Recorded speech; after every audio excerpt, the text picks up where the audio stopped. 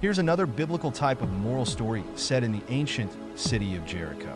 In the bustling city of Jericho, there lived a wealthy vineyard owner named Reuben.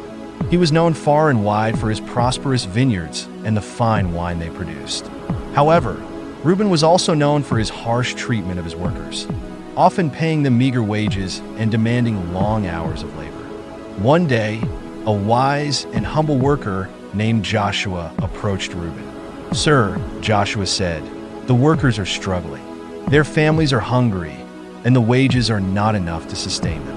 Could you find it in your heart to be more generous?" Reuben scoffed. "They should be grateful they have work at all. I will not change my ways."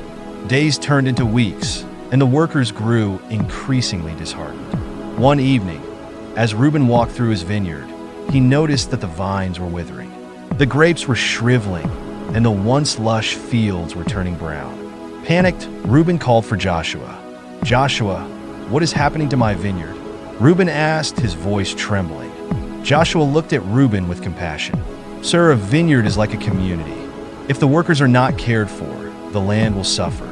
Just as you tend to your vines, you must tend to your people. Show kindness and generosity, and your vineyard will flourish once more." Reuben was struck by Joshua's words.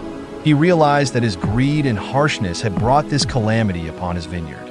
The next day, Reuben gathered all his workers and announced that he would increase their wages and provide better working conditions. Over time, the vineyard began to recover. The vines grew strong, and the grapes were plentiful.